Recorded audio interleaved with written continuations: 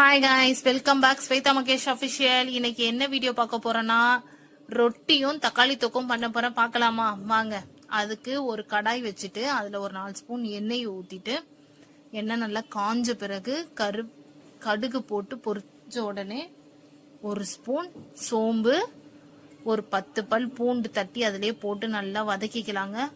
சோம்பு போட்டிங்கன்னா நல்லா தக்காளி தொக்கு நல்லா மணமா இருக்கும். அதுக்காக தான் சோம்பு ஆட் பண்ணியிருக்கேன். 4 வெங்காயம் நல்லா பொடிசா கட் பண்ணி எடுத்திருக்கேன். அதுவும் கருவேப்பிலை, ஒரு பச்சை மிளகாய் இதிலேயே போட்டு நல்லா வதக்கி எடுத்துக்கிறாங்க. நல்லா வெங்காயம் வதங்கின பிறகு தக்காளியும் 4 தக்காளி ரெண்டுமே ஈவனா தான் எடுத்திருக்கேன். 4 தக்காளியும் பொடிசா கட் பண்ணி இதுலேயே போட்டு அதையும் வதக்கிக்கலாம். தேவையான அளவுக்கு உப்பு இதுலேயும் ஆட் பண்ணி நல்லா வதக்கணும்னா தக்காளி டக்குன்னு வதங்கிடுங்க. அதனால உப்பையும் போட்டு நல்லா வதக்கி எடுத்துட்டேன்.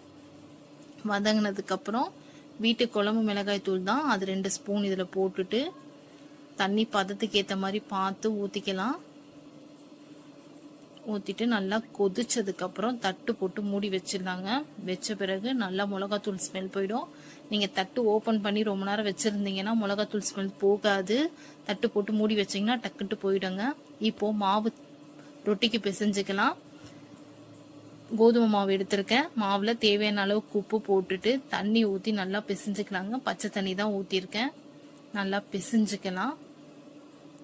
சுட தண்ணி ஊற்றணுன்ற அவசியம் இல்லை. பச்சை தண்ணி நல்லா மாவு நல்லா சாஃப்டா வரும். பிசைஞ்சிட்டு ஒரு 2 ஸ்பூன் நல்லா எண்ணெயை ஊத்தி திரும்பவும் நல்லா பிசைஞ்சு எடுத்து ஒரு 1 ஹவர் ஊற வச்சுக்கலாம். சப்பாத்திக்கு மாவு எவ்வளவு நேரம் ஊறுதோ அவ்வளவு நேரம் நல்லா சாஃப்டா இருக்கும். நான் ஒரு 1 ஹவர் ஊற வச்சுதாங்க எடுக்கிறேன்.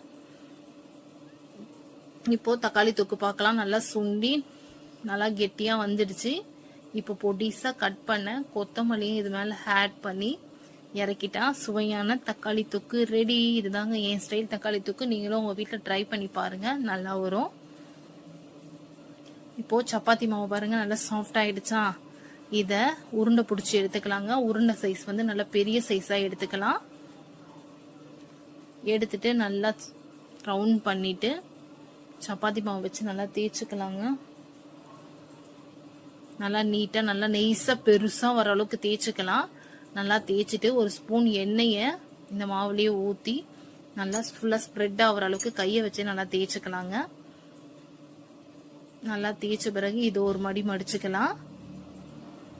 மடிச்சுட்டு திரும்ப ஒரு ஸ்பூன் எண்ணெயை இதுலயே ஊத்திட்டு திரும்பவும் நல்லா ஸ்ப்ரெட் ஆகிற அளவுக்கு தேய்ச்சி விட்டுக்கலாம். விட்டுட்டு திரும்ப ஒரு மடி மடிச்சுக்கலாம். மடிச்சுட்டு கோதுமை மாவு வச்சு 2 சைடும் நல்லா தடவிட்டு நார்மலா சப்பாத்தி தேய்க்கிற மாதிரி தேய்ச்சிக்கலாங்க. ஓரளவுக்கு நெய்ஸ் கொடுக்கலாம். ரொம்ப நெய்ஸும் கொடுக்க தேவையில்ல, அதுக்குன்னு ரொம்ப தின்னாவும் இருக்க வேண்டாங்க. மீடியமான அளவுக்கு தேய்ச்சி எடுத்துக்கலாம். நான் இந்த அளவுக்கு தேய்ச்சிருக்கேன் பாருங்க. இந்த அளவுக்கு தேய்ச்சி எடுத்துக்கிட்டு தோசைக்கல் நல்லா சூடான பிறகு சப்பாத்தி போடுற மாதிரி எப்பவுமே போடுற மாதிரி போட்டுக்கலாங்க.